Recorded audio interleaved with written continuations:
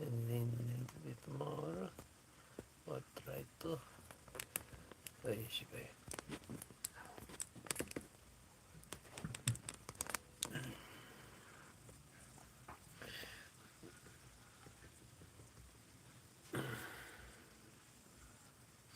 Yeah.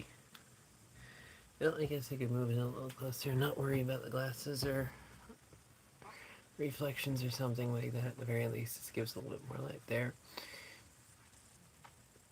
Only going to be doing this for about half an hour, as has become the norm. But at this time I wanted to talk a little bit about Star Trek and the Bible because I'm a huge Trekkie. I love looking at Star Trek. I grew up with The Next Generation, and my mom grew up watching the original series, so it was kind of funny actually growing up watching The Next Generation is the Next Generation kind of thing, and growing up on the reruns. And there are a lot of ideas in Star Trek that are straight out of biblical ideas and concepts. Like, actually talking with each other, exploring things. I mean, the just this simple, right? A Trekkie knows that this is live long and prosper, as somebody who knows a bit more fun of the lore knows that this is also the hand symbol done when praying the blessing of Aaron over the congregation. And that's where Leonard Nimoy got it. It's when his rabbi was blessing his congregation. He saw them doing that. Was like, oh, that's a really cool hand symbol, and so it became live long and prosper. And it's very, very well known, and it makes me giggle a little bit because God using everything, right? You have right here every single Trekkie who actively seeks out things like infinite. What is it? The Vulcan idea: infinite form and infinite diversity and infinite form. No, infinite diversity and infinite combination. That's what it is. Sorry. I got a bit of a headache going. But, it's interesting because, like, God creates all this beauty, all this wonder, all these incredibly unique forms. And, like, the idea in Trek is to search out new life. The kingdom idea is to invite everybody to the wedding. Well, what's more, invite everybody to the wedding than that very idea? To seek out, to say, no, I see that you're alive. I see that you are. So I want to see you. I want to hear you. I want to know your story. Is loving God and loving others are intimately connected. And I think in a lot of ways it's really easy to say, oh, I love God, and not really have a care in the world for people. And that's one of the things I really like about Star Trek is that a lot of the shows, even Discovery, have a lot of those places of welcoming beauty. And let's be upfront here, right? Like, Star Trek has never exactly been a conservative, though. Because, like, first interracial kiss ever on TV, Star Trek. Like, a lot of the different firsts, and these were cutting edge to their time. And a lot of them now we're like, well, duh, it's just. And I love that that's the interesting. It's not trying to pick a fight. It's trying to be mean. It's not trying to be cool. It's not trying to say, oh, you're wrong. And the episodes that did stuff like that are generally disliked by fandom for a reason. Because Star Trek at its best isn't saying, oh, you have to do it my way. It's, why are you doing it your way? And is there a way that it could be done differently? Because my way works for me, but it doesn't necessarily mean it works completely. And you might have something I don't know and could use. And maybe I have something you don't know and could use. And maybe in sharing with each other and working together, we can build together. I mean, I really wish this thing had a mute. Oh, it does have a mute. Hot diggy damn.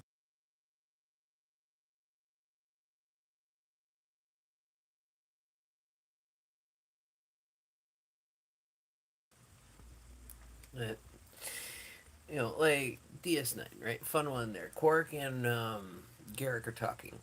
And they're talking about root beer. It's like it's bubbly and it's friendly and it's all fizzy and and yeah, and the more you have it, the more you like it. It's like the Federation, yeah. Because the entire idea behind it, now that doesn't mean it was fully executed, because everything work in progress. And I just find it interesting that a lot of the ideas that are Starfleet at its best, the Federation at its best, they are quite literally just that: the explore, the grow, the search, The try to explore not just out there, but in here, and in here, and to better ourselves and to better understand ourselves by better understanding others. Is that not loving others? And there are so many stories that convey so many beautiful, deep core ideas. And don't get me wrong, I firmly believe that part of the reason that Star Trek, the original series, went off at season 3 was because a few of the stories they were getting were a little bit starting to miss the point. And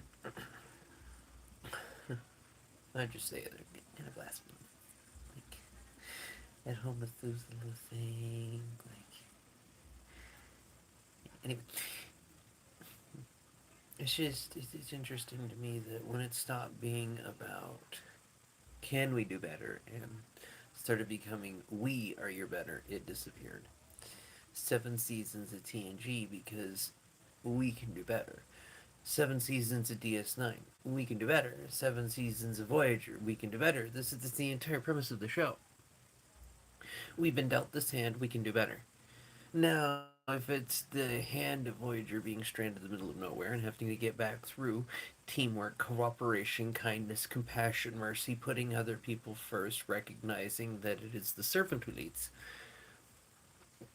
and a crew leader who serves, and it's and then you get DS9, right? And I mean, just I find it hysterical that there were so many people of Jewish descent and faith on the cast writing of DS9 that you could point that literally in commentaries and stuff you can find on YouTube they will make a joke about the Gentiles because it was easier, and I'm like, well, you no kidding, watch the episodes, like watch the series. Oh yeah, like there are so many. Like you start reading Torah and start watching DS9. Oh man, like you can tell the influences, and there's a lot of really interesting ideas.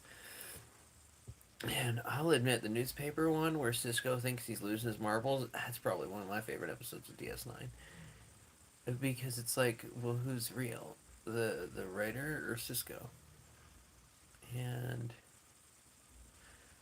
which world is more real, right? The physical here or the one out there? And there's so many different ideas that are just chomping at the bit to be talked at with DS9 over in so many places. Odo, the prophets, the idea of the changelings, ultimate control, even just the disturbing fact that the Federation, it's like, oh, we're losing. We'll keep at it. And Section 31, we're not losing anymore. Yeah, we are. Look, we're actively losing right over there. No, I'll give it a minute. What do you mean the founders are all dying of a biological disease? Oh, imagine that. Did you? Imagine that. Because that's exactly what happened. Like I'm really flashing forward through a lot of things I don't want to spoil, and sorry, spoilers for a lot of this stuff. But like seriously, 31 decides instead of going the right way about it, they decide to resort to biological warfare. I'm like, oh damn, because that's indicting. That's indicting. And it's something that gets played up in 31 too in a lot of other places, and I think it needs to be for a reason. Not because it's like, oh, 31 has to exist, but the idea that 31 would be written in out of that concept of fear. Right, that there's that seed of fear in the background that says, okay, I'm afraid, so I'm going to make this shadowy organization that acts as our Tal Shiar, that acts as our obsidian order, that acts as our uh, whatever the Klingon um, espionage group is. Though most Klingons don't find espionage a form of honorable combat. Anyway, that particular group does. I think it's a cult of assassins or a cabal. I don't know. Klingon lore is actually kind of interesting, but I was always more for the Federation because of what it represents. Like the Klingon Empire is the Klingons have come through decimated, and we rule by force, very much Genghis Khan method for all the territory they have. Okay, yay. The you know the Romulans espionage, power, control, subversion, subterfuge. You know, basically any ones they can't control with raw force, they use subterfuge, fear until they end up moving in. That's why the Klingons are Romulans. But the Federation's something different. It represents planets from all over the place. People from every tribe, tongue, and nation. Planets from everywhere you can think of, all coming together to say, no, let's work together. I have this and you need that, and I need this and you have that, and then instead of saying mine or yours, we say ours, and how can we help you? I think that's why part of the tragic fun of Discovery is actually there. Why the line from Dr. Kovich is so fun to me. And frankly, it stung. Because, yeah, I mean, imagine trying to spend an entire life hoping for the beauty and that anything was possible, and never having like we're believers, right? We are believers who have the knowledge that all things are possible for those who believe that God will do anything and can do anything, and that God is working through us, in it, for us, and with us. And I love the fact that that idea, it points out quite really and quite truthfully, because I've been there. When you meet somebody in that kind of place, it can sting a little. It could sting a little because you're like, I don't believe light hope like that exists anymore. And the way of doing it, not by force, not by proof, just by living that proof, just by showing that, yeah, there are difficulties, but God will make a way. I mean, even this one, right? I wasn't entirely sure I was going to post today because, quite frankly, I'm not feeling the best. I'm trying to hold off with the pain meds as much as I can to save them for a bad pain day because it's not comfortable, but there have been worse days. And between the headache going and the fact that it feels like somebody is jamming their fingers into my eye socket and trying to pull my skull off of my neck at C2, just causing both of my shoulders to go numb when I lift my arms up this high, mildly annoying. Mildly. Even then, it's kind of like, whatever. I digress. Even this, I wasn't entirely sure if I was going to do it, but after taking a moment, just like that 20-second post that I put up there about taking a moment with God, it's just like, no, I can talk about Star Trek and I can talk about the Bible because they're two things I greatly enjoy, and more than that, I can see how beautifully they're interwoven and connected. Because I have met people at conventions and places of all sorts and kinds who are die-hard Trekkies, who've never opened a Bible in their life, or have worse, been hurt by the church, and they are more welcoming, more generous, more kind, more compassionate, and more hurting people than I've ever met. Outside maybe those few in the church. And I just find it interesting that we as the body of believers, when we're living what we're called to do and how we're called to do it, we can invite all sorts of people, everyone into the wedding, everyone into the federation, everyone can come, join it. Because for the kingdom of God, the attire is faith, hope, and love. And that's kind of what I think our attire needs to be. What I think our uniform, if you'll pardon the mixing of the two ideas here for a moment. I mean, hey, if Nimoy can.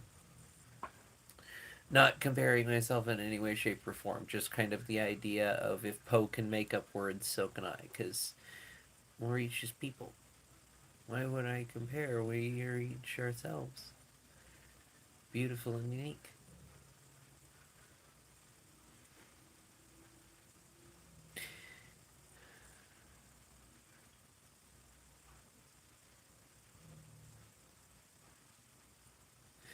It's interesting to me that in a place where there's supposed to be such an invitation for love, kindness, and compassion, there really isn't one. And in a place where there is supposed to be mercy and generosity and compassion and not thinking of mine, but rather giving because, hey, we're each other's. I guess part of the reason that I think about the two a bit more lately is because we're right on the way for a lot of the technology. The warp engines, the original OG design of the two-cylinder system or two circle system around the core, actually starting to look at that for warp drives. We can 3D print pretty much anything at this point, or damn near getting close to it. And that's your basic replicator, you know.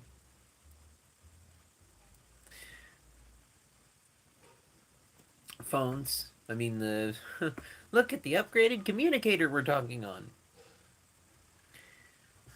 I mean, even just the fact that we can use applications to translate Spanish to English in real time like a babelfish in the ear, it is amazing. What was that, Arthur C. Clarke? The science fiction is often a precursor to science fact. We have the technology, but we don't seem to know how to necessarily use it to its full potential to benefit all of mankind.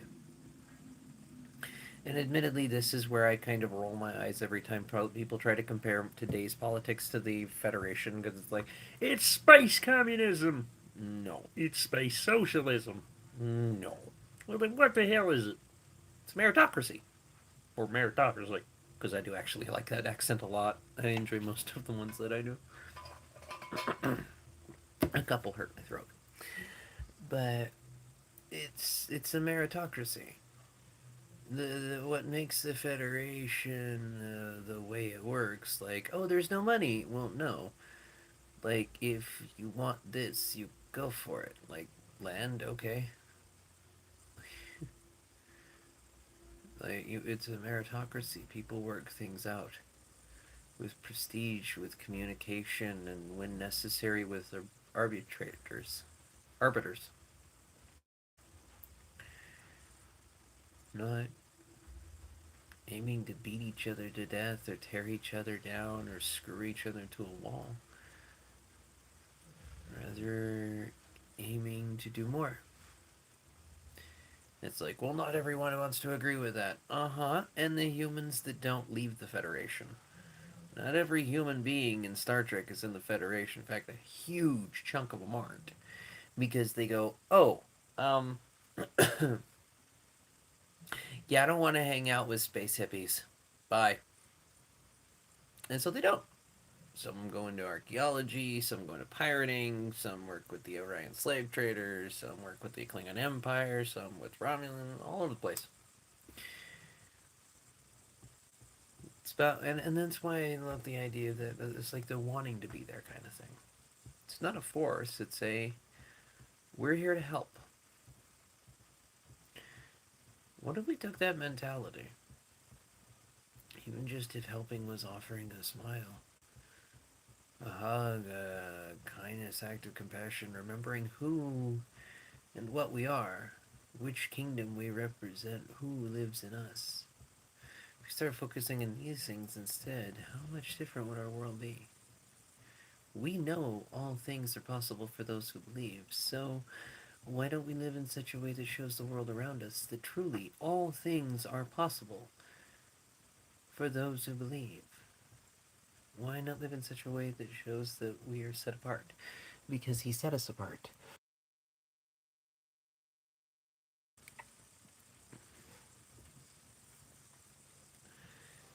It's just one of those ponderances, you know? This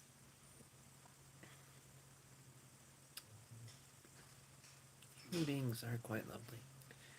I met once upon a time, and I've already shared a little bit of this testimony earlier today, so forgive me.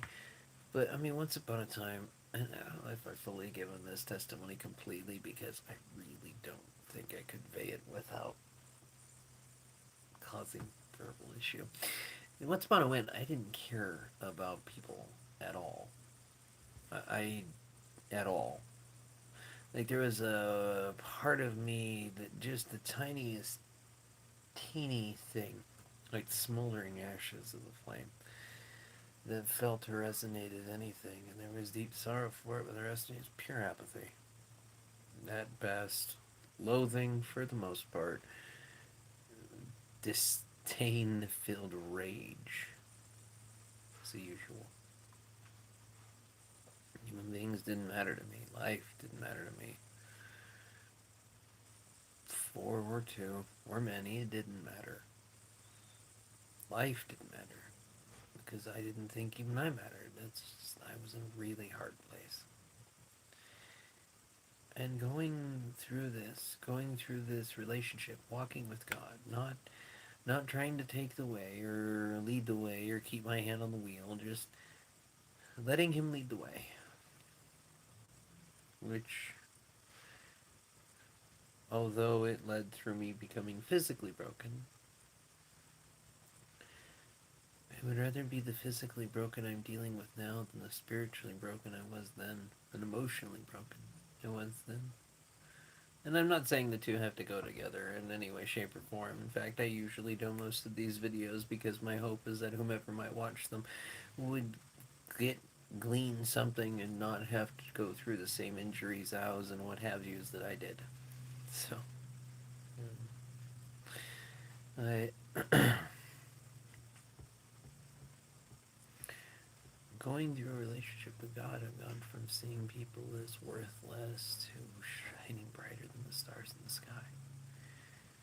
And I am glad to be around people. Even ones who may not necessarily be nice, I am glad to be around people. Because human beings are amazing.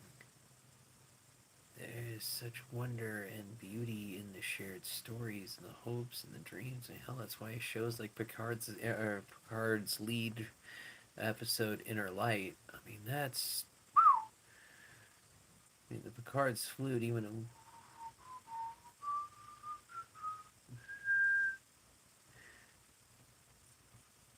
if you know the episode. I'm sorry if I made you tear up a little bit. I mean, it's a good song. It's a good show.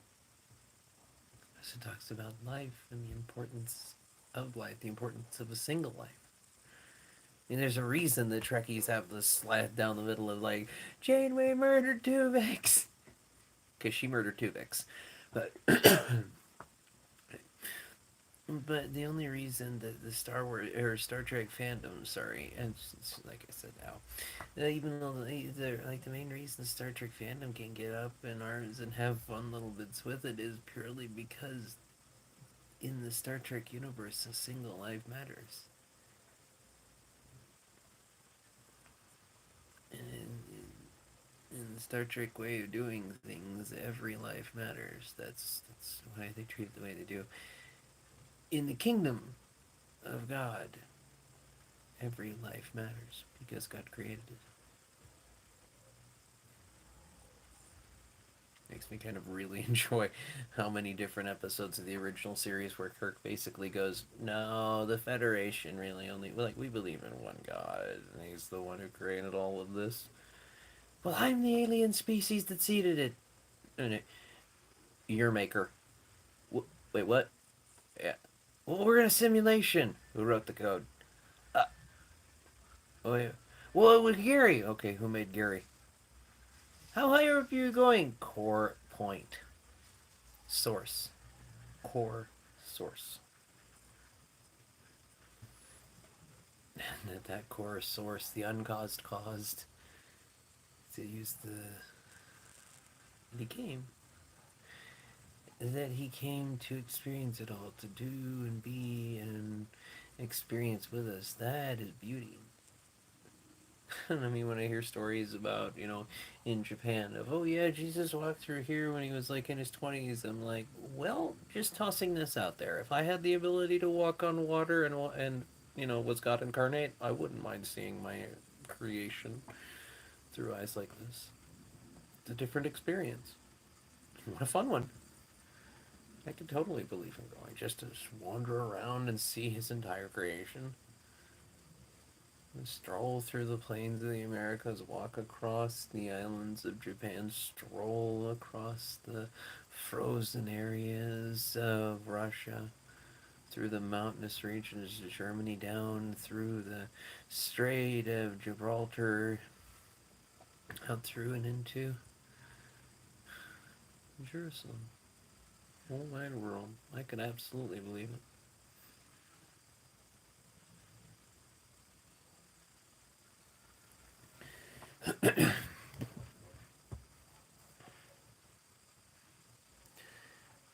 find myself having a bit of ow in here because in my mind I'm thinking about how many different religion wrestling contests I have heard about people arguing about, oh, it's not this right version of Jesus. Well, like, it's not my Jesus. And, like, I'm sorry. I grew up in Utah where the Mormons, the Utah slogan is our Jesus is better than your Jesus. Like, I'm used to this experience. Is why I roll my eyes like mad whenever I come up to dealing with it with the body of Christ, because holy crap, this is juvenile. Like, I'm not trying to be, but I'm just going to say it. It's juvenile as hell. We're so busy arguing about who gets. You don't get in because of this. You don't get in because of that. Guys, again, faith, hope, love, greatest of these, love. Define love because God is love. Well, no greater love is this that a man has to die for another, to lay down his life. If the greatest love is to lay down our lives for another being, why the fuck? Why won't we lay down our opinions for 30 seconds to hear each other? I mean, hell, I'm not particularly fond of Biden, but I'll listen to the man. I'm not particularly fond of Trump either, but I'll listen to the man. Personally, I'd like a third option to pop up that isn't the lesser of two evils. Because, okay, screw it. One of them doesn't know where he is, the other one still has instead. Nope, I am not God Emperor Trump. Either way, don't want him. So, there's that. It, it just, like, I recognize the worst of humanity has a tendency to be there. I get that, but how long do we have to let that be an excuse before we just start saying, no, that behavior is crap? We spent a very, very, very, very, very, very, very, very, very, very, I'm getting to the point, very, very, very, very, very, very, almost there, very, very, very, very, very long time telling each other we're crap. We haven't really gotten to the point of telling, or rather not telling, but offering. Instead of, oh, look at that Karen over there acting in such a way. We're going along, hey, let's not do this, man. You know this. You're better than this. Come on, let's do something else. Peanut Brothers Keeper. Imagine what a difference it would have made if Cain had sought Abel instead of hating him. He said, hey, you know. And even then, whatever happened to that whole proof is in the pudding thing? Like, they're not a believer. Okay, they don't have your theology. Let's like, we're not going to compare works on this one. I find it really, really bothersome that there are so many people who want to say who's in and who's out when, like, everywhere in the Bible it says God will judge the hearts. Like, I love Paul. I read Corinthians where he's saying the whole "we will judge angels" thing is very tongue-in-cheek, trying to point out the fact that they could do better, because damn. And the reason the playlist is called Crazy Corinthians is because just like then with Corinth is much like America now. Damn. Damn. Damn. Sorry. I'm supposed to do a double damn joke. But it's rough and it's painful because it's the same kind of crazy ass attitude. Having it all, doing nothing with it. I mean, there's that one song too. It's like, oh, we want our, oh, what is it? We want our coffee now. We want our missions overseas for the hurting and the broken. Would we even cross the street? I'm not trying to, but we want to see the heart set free and the tyrant sleep. We're all so killing the land naked. Church, if we want to see straight in the world out there, gotta start right here.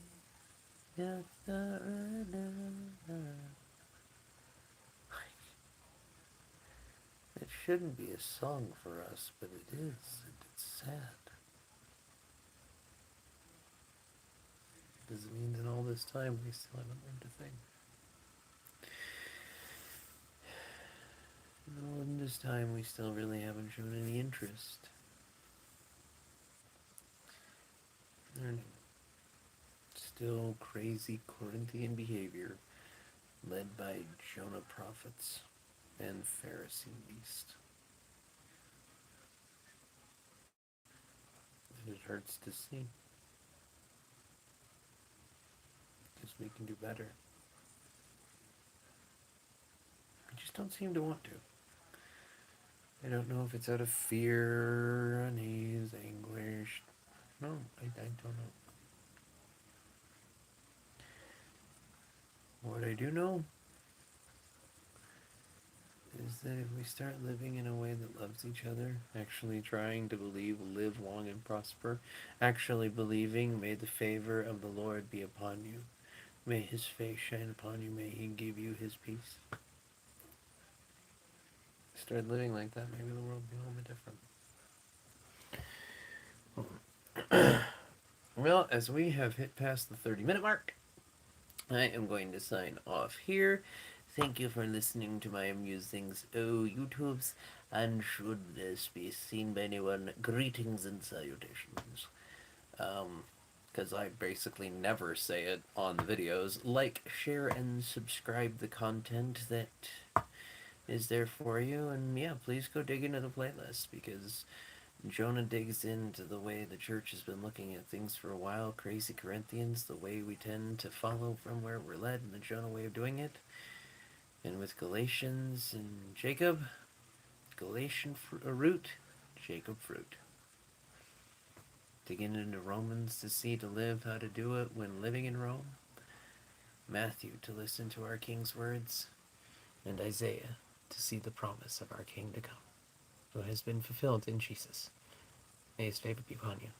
Know that you're loved. I'll see you then. Yay, then swinging.